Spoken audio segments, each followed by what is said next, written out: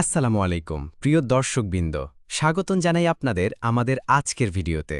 আজ আমরা আলোচনা করব একটি অত্যন্ত গুরুত্বপূর্ণ ও সমসাময়িক বিষয় নিয়ে, আর সেটি হল মহার্ঘ ভাতা বা ইংরেজিতে যেটাকে বলা হয় ডিয়ারনেস অ্যালাওয়েন্স বা ডিএ।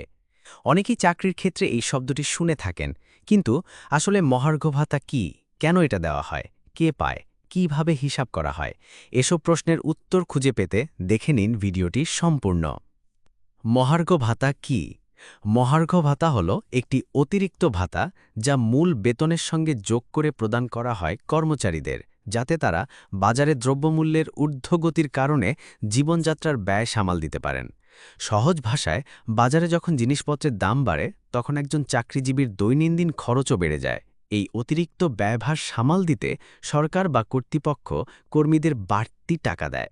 সেটিই হল মহার্ঘ ভাতা। মুদ্রাস্ফীতি ও মহার্ঘ ভাতা।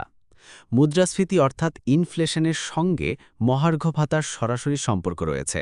যখন মুদ্রাস্ফীতির হার বাড়ে তখন মহার্ঘ ভাতা বাড়ে, আবার মুদ্রাস্ফীতি কমলে তা কমে যায় বা অপরিবর্তিত থাকে। কারা এই ভাতা পায়?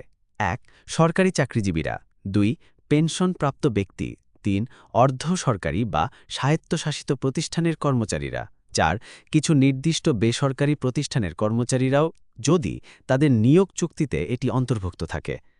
সরকারি বেতন কাঠামোর বাইরে থাকা কর্মীরাও কখনো কখনো এই ভাতা পেতে পারেন, যদি প্রতিষ্ঠানের নিজস্ব নিয়মে তা নির্ধারিত থাকে। বাংলাদেশে মহার্ঘ ভাতা কিভাবে কাজ করে? বাংলাদেশে যখন নতুন পে স্কেল চালু হয় তখন মহার্ঘ ভাতার হার নির্ধারণ করা হয় বা সেট করা হয় নতুন ধাপে। উদাহরণস্বরূপ ২০১৫ সালের পে স্কেলে মহার্ঘ ভাতা বাতিল করে মূল বেতনের হার বৃদ্ধি করা হয়, তবে পরে আবার মুদ্রাস্ফীতির হার বাড়ার কারণে সরকার পুনরায় মহার্ঘ ভাতা চালুর চিন্তাভাবনা শুরু করে। সরকার প্রতিবছর বা নির্দিষ্ট সময় পর পর সিপিআই অনুযায়ী মহার্ঘ ভাতার হার আপডেট করে। মহার্ঘ ভাতা কিভাবে হিসাব করা হয়?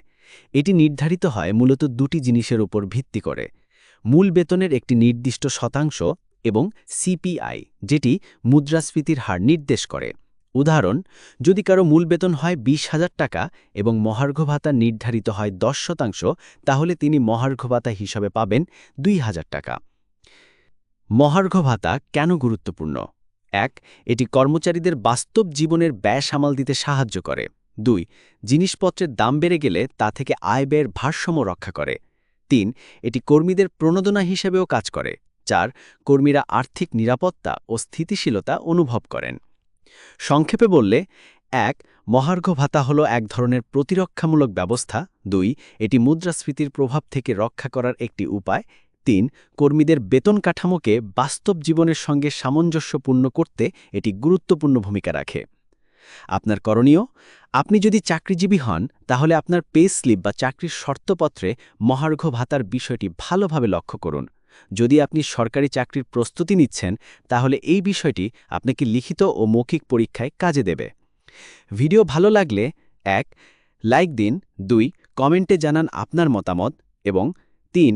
অবশ্যই চ্যানেলটি সাবস্ক্রাইব করুন চাকরি ও অর্থনীতির বিষয়ে এমন আরও ভিডিও পেতে। আপনার পাশে থাকাই আমাদের কাজ। ধন্যবাদ সবাইকে, দেখা হবে পরের ভিডিওতে। আল্লাহ হাফেজ।